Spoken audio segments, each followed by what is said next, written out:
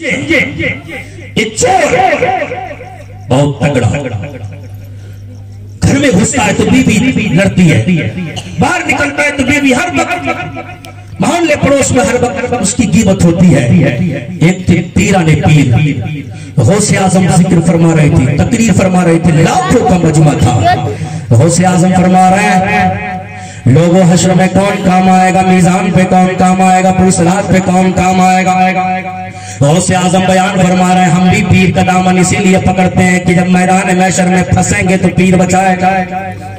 یہی ارادہ ہوتا ہے نا، یہی تو جب بھی پیر کے پاس گئے کبھی یہ نہیں کہا پیر صاحب ایسی دعا کر دے کہ قبر میں کامیابی مل جائے، ایسی دعا کر دے نماز میں من لگ جائے۔ جب بھی گئے پیر صاحب ایسی دعا کر دے کاروبار اچھا چلے، پیر صاحب کو ایسا تعویذ دے دے دکان اچھی چلنے لگے۔ تو کہا پیر صاحب یہ جو بزرگان دین ہے کہ دنیا ہے ان کو، جب بھی گیا دنیا مانگنے گیا۔ ابے دنیا تو کہیں بھی مل سکتی ہے، پیر کا دامن اس لیے ہاتھ میں ہوتا ہے کہ اب جا پیر کے پاس دنیا مت مانگ آخرت کو مانگ لے۔ پیر کا دامن پکڑنے کے بعد دعا کرا اے پیر و مرشد نماز میں سستی کرتا ہوں، کبھی پہنچتا ہوں کبھی نہیں پہنچتا، میرے دل میں بےچینیاں رہتی ہیں، گھر میں سکون نہیں رہتا، پریشان رہتا ہوں، تڑپتے رہتا ہوں، گھر میں تمام لوگ جھگڑا کرتے رہتے ہیں، گھر میں سکون نہیں ہے۔ ایسا دعا کرے کہ دنیا بھی سبر جائے آخرت بھی سبر جائے۔ قسم خدا کی پیر نے ہاتھ اٹھا دیے، پیر کے ہاتھ بعد میں اٹھیں گے، اللہ کی رحمت تیرے گھر میں پہلے نازل ہونا شروع ہو جائے گی۔ لیکن آج میری قوم کا معیار دیکھے،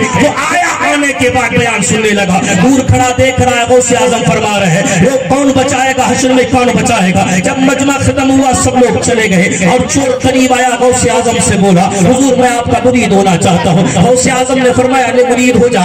اس نے کہا مرید تو ہو جاؤں گا لیکن میری دو شرطیں ہیں۔ غوث اعظم نے فرمایا کیا شرطیں ہیں، بول شرط بتا۔ اس نے کہا دو شرطیں، ایک شرط یہ کہ میں نماز بڑی کم پڑھتا ہوں، جیسا پڑھتا ہوں ویسی پڑھوں گا۔ دوسری شرط یہ میں چوری کرتا ہوں، چوری کرنا نہیں چھوڑوں گا۔ غوث اعظم چلال میں آ گئے، آنکھیں سرخ ہو گئی۔ غوث اعظم نے فرمایا چل بھاگ جا یہاں سے، دونوں تیری شرط شریعت کے خلاف ہے اور میں ایسے آدمی کو مرید نہیں کرتا جو شریعت کے خلاف کام کرے۔ جب اس نے سنا تو تڑپ کے غوث اعظم کے قدموں پہ گر گیا، ہاتھ جوڑ کے کہتا ہے تم تو وہ ہو جنہوں نے جن کے دامن میں ڈاکوؤں نے پناہ لی، تم تو وہ ہو جنہوں نے جن کے دامن میں عیسائیوں نے توبہ کی، تم تو وہ ہو جن کے دامن میں بڑے بڑے بدکاروں نے آ کے توبہ کی۔ اگر چور آتے ہیں تو ولی بن جاتے ہیں، اگر چرانے آتے ہیں تو اپنا دل چرا کے چلے جاتے ہیں۔ تم تو وہ ہو تمہاری چوکھٹ پہ جو آتا ہے وہ خیرات لے کے جاتا ہے، تمہیں تمہارے نانا کا واسطہ ہے، مجھے بھی اپنے دامن میں جگہ دے دو۔ غوث اعظم نے نانا کا نام سنا تو ارشاد فرمایا ٹھیک ہے لیکن میری ایک شرط ہے۔ کہا وہ شرط کیا ہے؟ غوث اعظم نے فرمایا جب جب اذان کا وقت ہوگا تجھے اذان پڑھنا پڑے گی۔ بول اذان پڑھے گا نا؟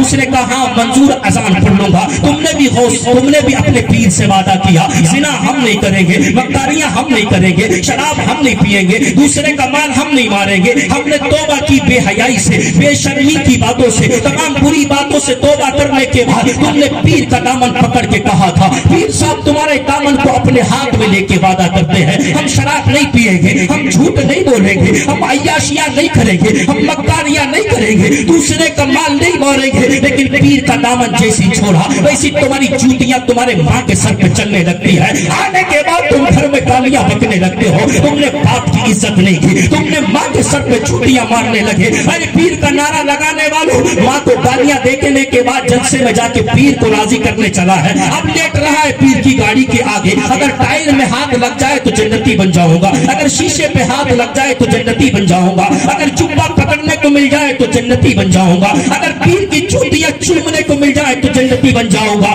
اس سے کس نے کہا ماں کو گالیاں دے کے آیا پیر کو راضی کرنے کے لیے، باپ کو گالیاں دے کے آیا پیر کو راضی کرنے کے لیے۔ میرے نبی نے ارشاد فرمایا جس سے جس کی ماں راضی نہیں ہوگی، جس سے جس کا باپ راضی نہیں ہوگا، پیر تو پیر اس سے مصطفیٰ بھی راضی نہیں ہے، اس سے رب بھی راضی نہیں ہے۔ رب کو ناراض کر کے چلا پیر کو راضی کرنے، مصطفیٰ کو ناراض کر کے چلا پیر کو راضی کرنے کے لیے۔ ارے پیر تب راضی ہوتے جب نبی راضی ہوتے ہیں، نبی تب راضی ہوتے ہیں جب ماں باپ راضی ہوتے ہیں۔ جب جل سے نہ جایا کرو پہلے اپنے ماں کے قدموں کو چوما کرو، اپنے باپ کے ہاتھوں کو چوما کرو، پھر تمہیں پیر کے قدم چومنے کی ضرورت نہیں ہے، دور کھڑے ہو کر پیر کی زیارت کر لیا کرو۔ پیر کا فیضان کھڑے کھڑے تمہیں نصیب ہوتا نظر آئے گا، پیر کا فیضان خود بخود تمہاری قبر میں پہنچتا نظر آئے گا۔ اے میری قوم کے جوانوں، اسلام کو समझो इस्लाम क्या है। आओ गौसे आजम ने इरशाद फरमाया मेरी एक शर्त है, वो शर्त ये कि अजान पढ़ना पड़ेगी। कहा ठीक है मैं पढ़ लूंगा अजान। घर गया, एक दिन हो गया, 2 दिन हो गया, शोहर का टाइम हुआ तब अजान पढ़ दी, असर का टाइम हुआ तब अजान पढ़ दी, मगरिब का टाइम हुआ तब अजान पढ़ दी। बीवी ने कहा ये तुमने अच्छा काम सीखा यार, क्या क्या मामला है तेरा, जब भी टाइम होता है तब अजान पढ़ता है। बीवी से बोला देख बोलना मत, खामोश रहे, तू बहुत कहती थी ना कब्र में कौन बचाएगा, हश्र में कौन बचाएगा। देख मैं गौसे आजम का मुरीद हो गया हूँ, कब्र में गौसे आजम बचाएंगे, हश्र में गौसे आजम बचाएंगे, दुनिया में गौसे आजम बचाएंगे, कब्र में हर वक्त हर जगह गौसे आजम काम आएंगे। बीवी ने कहा अच्छा ऐसा हो सकता है कि तूने गौसे आजम को अपनी हालात नहीं बताए। हाँ मैंने बता दिए। फिर गौसे आजम ने तुझसे मना नहीं किया। पगली मैंने पहले ही शर्त लगाई थी कि मैं मुरीद बाद में होऊंगा, मैं 2 ऐब है मेरे अंदर वो करता रहूंगा।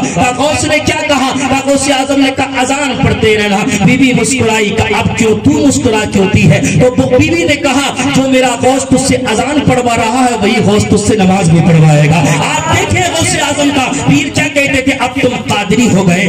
कादरियों अपने ऊपर नाश करने वालों, हर वक्त कहते हो कादरी है गौसे आजम बचाएंगे, लेकिन गौसे आजम ने फरमाया क्या है, फरमाया मेरा मुरीद वो नहीं है जो शराब पिए, मेरा मुरीद वो नहीं है जो जिना करे, मेरा मुरीद वो नहीं है जो अय्याशियां करे, मेरा मुरीद वो नहीं है जो मक्कानियां करे। मेरा गौसे आजम फरमाते मेरा मुरीद तो वो है जो दिन में रोजे रखता है, रात को रब की बारगाह में खड़ा हो जाता है, रात को नफिल पढ़ता है। लेकिन आज का गौसे आजम का मुरीद कौन सा है, दिन भर चुगलियां करता है, रात को चोरियां करता है, दिन भर हसद रखता है, रात को माल मारता है, दिन भर इमामों की गीबत में लगा रहता है, मौलवियों ने ऐसा किया वैसा किया, ये किया वो किया, और अपने आप को अपने से बड़ा जन्नती किसी को नहीं समझता। गौसे आजम फरमाते ना तुम गीत गाते रहो, हम गौसे आजम के मुरीद हैं। गौसे आजम फरमाते हैं बेनमाजी को कब्रिस्तान में मुसलमानों के दफन मत करो।